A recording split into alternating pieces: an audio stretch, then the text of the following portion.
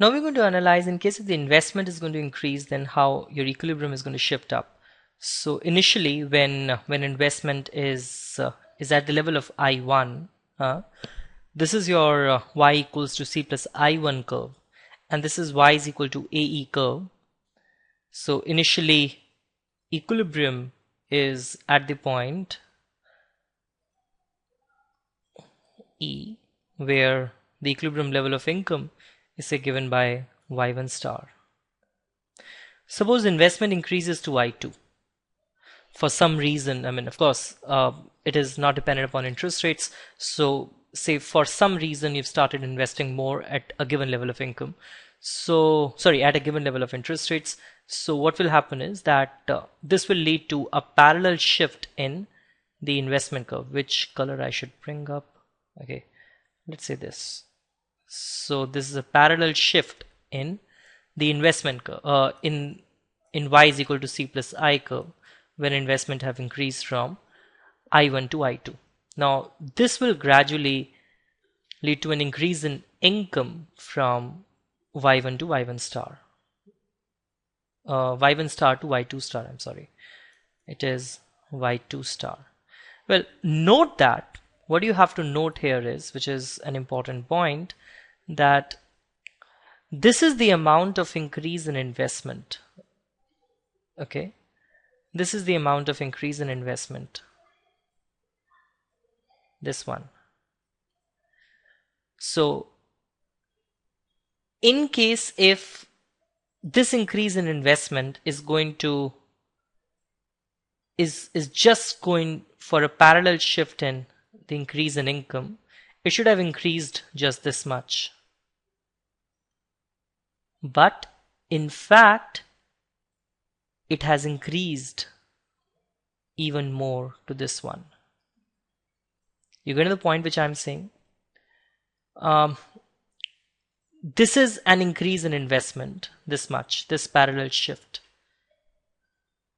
It should have led to increase in income just to this point, but actually what has happened is that income has increased by more than the increase in investment.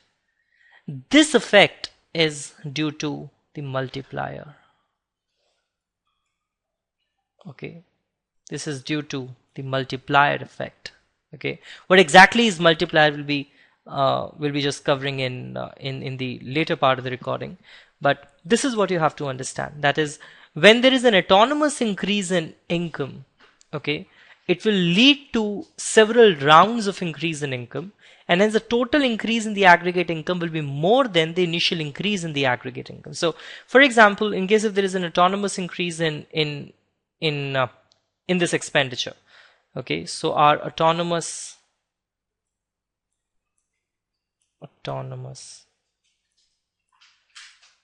increase in aggregate expenditure, it was say delta A. Okay, delta A is nothing but say I2 minus I1. Now what we are trying to say is that income will not increase by just this delta A. It will increase by a higher multiple of this delta A. It will increase in multiple times of this change in autonomous expenditure. So that is what your multiplier is. Okay. In order to fully understand what is multiplier, we need to know what exactly is MPC. Increase in consumption due to a unit increase in income. Say for example, in case if you have the consumption function, which is C is equal to say what, 200 plus 0.75y. Okay, so there are two parts of this consumption. One part is dependent upon income and one part is not dependent upon income. This 200 is independent of income. So whatever the increase in income is going to happen, it will not affect this consumption. But this part of the income, which is 0.75y, so in case if there is $1 increase in income here, so it will lead to 0.75 increase in consumption there. So MPC is basically this. In this case, it is 0.75. Okay. Now multiplier, as you have seen here, that as you have seen in this diagram, when investment is increased by delta I, increase in income was not equal to increase in investment. It was some higher multiple of that increase in investment. So how do we go about it? So the multiplier in very simplest way, it is just the amount of income which is going to increase for every dollar increase in consumption or investment. So for example, there is $1 increase in investment. Okay. Now somebody's expenditure is somebody's income, but the entire income is not going to be consumed. So the other person is going to, and assume this that MPC is constant. So other person is going to consume say 75% of this income of $1. Okay. Now when I'm saying that other person is going to consume 75% of this income of increase in $1, it must be the case that this expenditure would have become income of somebody. Okay. So that fellow is again going to consume 0.75 of this 0.75 into $1. Okay. Again, this expenditure would become income for somebody. So this is basically income for somebody, and he will be consuming 75% of this, and so on. Well, I actually hope that you got this, because I'll just explain this once again, which is this is a $1 increase in income. Okay. Now this $1 increase in income, it has become there must be $1 increase in expenditure. I'm sorry. Then this has become income for somebody. Now, when his income has increased by $1, he would have consumed 75% of this $1. So when he is consuming 75% of his $1, this would have become income for somebody because he is spending 75% of this $1. Now, the third fellow is going to consume 75% of this increase in income, and so on. So let us generalize this. So supposedly, if increase in autonomous expenditure is given by say delta A, so in the first go, income would increase by delta A, but this will become expenditure, this will become income for somebody else, and he'll be consuming MPC times this change in autonomous expenditure.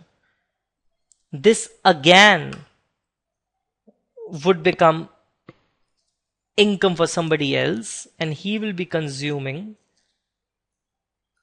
this is the income, and he will be consuming C of this. This entire thing will become income for somebody, and he will be consuming C of this, and so on. Okay. So writing this properly, what you will be getting is delta A plus C delta A plus C square delta A plus C cube delta A, and so on. So this has actually become GP. So you might take delta A common, and what you get is 1 plus C square plus C cube, and so on. Well, so it has the first term of A and common ratio of C. So this is infinite GP, which is infinite GP has the sum of A upon 1 minus R. What is A? What is the first term here? 1. What is R here? C. Okay. So this is the total increase in the income. So your delta Y is basically 1 upon 1 minus C into delta A. So it increases by this much amount. So for example, in our example, C was 0.75, and say aggregate expenditure has increased by $1. So how much is the increase in income? 1 upon 1 minus 0.75 into 1. So this will give you 1 upon 0.25 into 1, which is 1 upon 4 into 1, or 4. Okay, so this is the change in income. So when your aggregate expenditure has increased just by $1, but due to multiplier effects, change in income is $4.